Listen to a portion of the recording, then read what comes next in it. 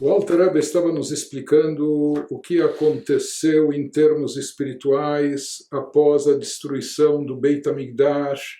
A partir desse momento, nós estávamos impedidos de trazer oferendas, de fazer os sacrifícios, porque desde a escolha divina sobre o local sagrado, no Monte Moriá, em Jerusalém, para lá construir o templo, como foi feito pelo rei Salomão, em seguida 500 anos atrás, na época de Ezra e Neemias, onde foi construído, exatamente no mesmo local, o templo sagrado, e ele só pode ser construído nesse local, no local escolhido por Deus. Por isso, na literatura judaica, o Beit HaMikdash, o templo sagrado, também é chamado e conhecido como Beit HaBechirá, a casa escolhida, o local da escolha divina. No momento que não tínhamos mais acesso à terra de Israel, não tínhamos mais a posse da cidade sagrada e não tínhamos o Beit HaMikdash, então também não havia possibilidade mais de trazer as oferendas, e nós vimos que não só as oferendas representavam algo fundamental dentro do judaísmo, de certa forma até algo estrutural. Nós sabemos que das 613 mitzvot, 613 preceitos bíblicos que nós temos, centenas deles estão vinculados ao Beit HaMikdash, ao templo sagrado, e relacionados com as oferendas no templo. Boa parte do terceiro livro da Torá, do terceiro livro do Pentateuco, o livro de Levítico, livro de Vaikra, é dedicada às leis das oferendas.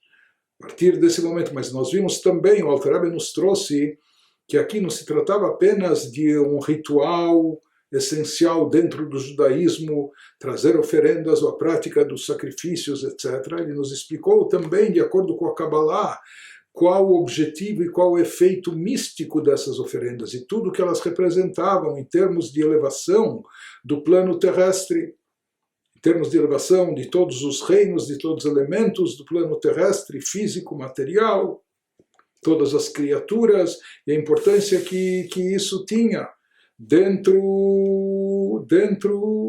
do mundo, para todas as criaturas. O que acontece a partir da destruição do templo e a ausência das oferendas, o Mishecharav Beit HaMikdash. Tiknu Anshe Knesset Agdolah Tfilah. Nós vimos que os homens do grande Sinédrio, aqueles grandes rabinos, 120 rabinos de 2000 anos atrás, instituíram a oração. Até então havia também a oração, mas de uma forma assim espontânea, quando uma pessoa precisava de algo, então se dirigia com as suas próprias palavras a Deus, né? Fazendo o seu pedido, fazendo o seu agradecimento, entoando o seu louvor a Deus.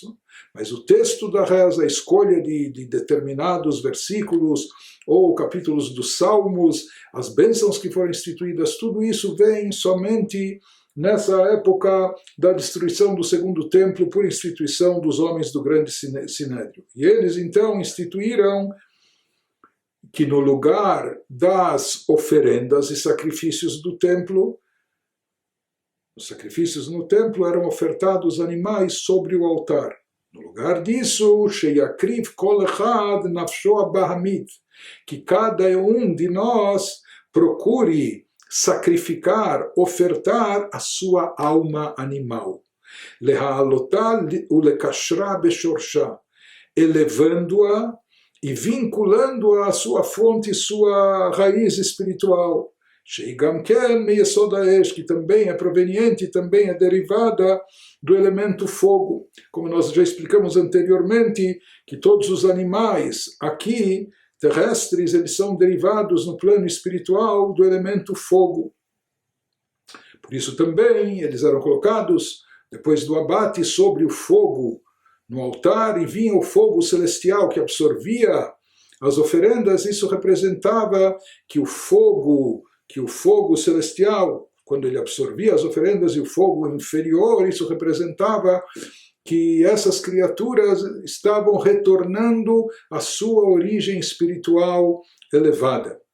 Da mesma maneira, ele nos diz, e nós vamos ver que havia não só um aspecto místico, mas um trabalho espiritual envolvendo cada indivíduo que trazia as oferendas no Beit HaMikdash, no templo. E esse efeito espiritual, a nível individual, para cada pessoa, o efeito espiritual produzido pelas oferendas, que isso envolvia uma elevação do espírito, e mais do que isso, uma elevação do animal, né? Até o lado animal que existe dentro de nós, chamada alma animal. Então, para produzir esse mesmo efeito, para neutralizar, entre aspas, domesticar o animal que existe dentro de nós, a alma animal, os nossos sábios, e para poder elevar também esse animal, os nossos sábios, os homens do grande sinédrio, na ausência do Beit HaMikdash, instituíram as preces e as orações. Isso está ligado, como nós dissemos, os animais estão derivados do elemento fogo. Então aqui nós vamos ver que existe, talvez por isso os animais sejam mais fogosos, uma vez que eles não são dotados de intelecto, o que prevalece neles é o lado, a emoção, a paixão, os instintos, etc. Então por isso eles são muito fortes e intensos. Isso representa o fogo, aquilo que, não, o fogo ardente, aquilo que é fervoroso. Mas esse fogo, de certa forma, também está presente dentro de nós, do ser humano, através da alma animal. Porém, nós vimos também que os animais eles têm uma origem muito elevada, no plano espiritual. Quando eles descem esse mundo, aqui eles estão como simples exemplares do reino animal, mas na origem eles têm algo muito elevado. Isso está ligado, conforme explicado na Kabbalah, a visão da carruagem de Ezequiel, quando nessa carruagem se vê um semblante, ou se vê com o aspecto de um leão, de um boi, de uma águia, enfim, com tudo que isso simboliza e representa, mas se fala que esses anjos, inclusive existem anjos celestiais elevados, que são chamados de Hayot HaKodesh, como se fossem as feras sagradas, os animais sagrados. Então até anjos eles estão associados com os animais na fonte, na origem sagrada deles no plano espiritual. Mas isso é no plano espiritual. Quando essa energia divina desce para o plano físico terrestre, então eles se tornam simples animais, né? E isso também acontece com a nossa própria alma animal, que existe dentro do Yehudi em particular. E o objetivo da oração, da reza, assim como os sacrifícios, eles vinham ofertar, trazer, sacrificar o animal, mas não só o animal.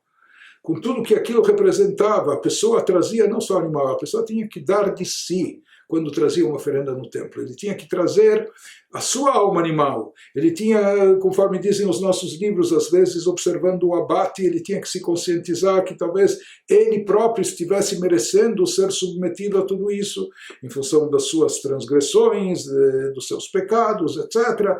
Mas que Deus substituiu, não é, essa pena, essa punição através dessas oferendas que eram trazidas pela pessoa como forma de expiação, mas isso só produzia efeito se a pessoa vinha trazendo tudo de si, com um espírito arrependido, com uma intenção sincera, com uma devoção genuína.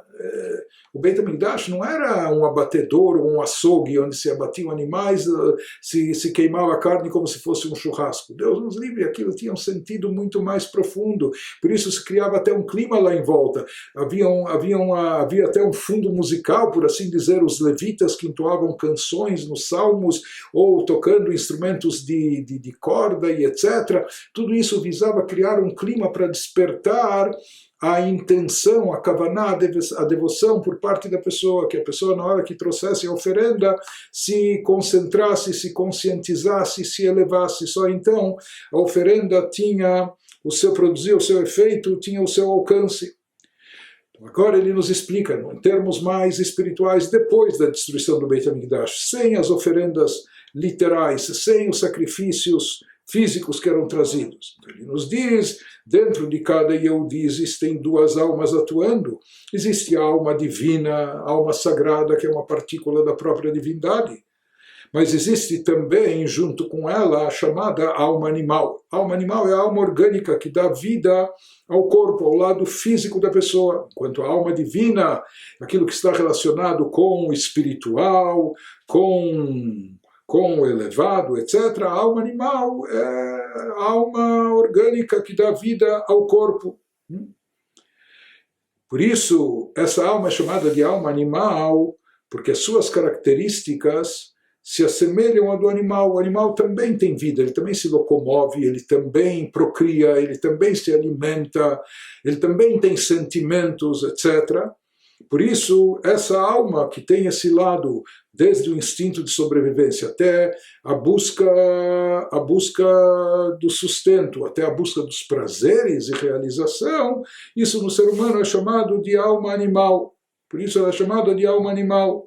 Essa alma animal também é derivada do elemento fogo, em termos espirituais, assim como as almas dos próprios animais, do reino animal. Ou até daqueles anjos celestiais elevados que nós falamos, que são chamados também com nomes de animais. Tudo isso está relacionado, de acordo com a Kabbalah, com o elemento fogo. Da mesma forma que cabia a nós elevar as amostras exemplares do reino animal físico terrestre, colocando-os sobre o altar, para que esse elemento fogo, que aqui embaixo se converteu num fogo talvez muitas vezes até negativo, porque haviam animais predadores, animais que devoram, etc. O objetivo era colocar esse animal com todo o seu fogo, com todo o seu fervor sobre o altar, para que ele fosse absorvido e consumido pelo fogo celestial, pelo fogo superior, que isso representava a volta e reconexão da criatura animal com a sua fonte e origem elevada no fogo superior. Da mesma maneira, assim deve almejar a pessoa, elevar a sua alma animal, resgatá-la da sua condição atual aqui no plano terrestre e elevá-la para a sua fonte e origem. A fonte e origem da alma animal é elevadíssima, só que quando ela desce ou cai aqui nesse plano terrestre, ela se torna o que nós conhecemos. Na época do Beit HaMikdash, esse efeito de elevação da alma animal, da pessoa, do Yehudi, isso era alcançado e realizado através das oferendas e sacrifícios animais que eram trazidos no templo. Porque aquele sacrifício, ou aquela oferenda trazida no templo, assim explica a Kabbalah, isso é trazido também nos comentaristas bíblicos, Nachmanides, etc., isso impactava e causava uma mudança no próprio ser humano, na pessoa que trazia a oferenda. Não era só lá trazer uma oferenda e etc. Não. Como nós falamos, isso tinha um envolvimento pessoal por parte do indivíduo, e isso era algo impactante para a pessoa que trazia a oferenda. Então, através disso, que ela sacrificava um animal físico, trazia ele sobre o altar, não era só o animal, mas também a sua alma animal, que estava se elevando naquele momento e sendo absorvida para o plano espiritual, no plano espiritual. Porém, desde a destruição do Beit HaMikdash, com o impedimento, com a impossibilidade de trazer oferendas, porque é proibido trazer oferendas desde que o lugar do Beit HaMikdash foi escolhido, então é proibido trazer oferendas em qualquer outro lugar, abater sacrifícios, etc.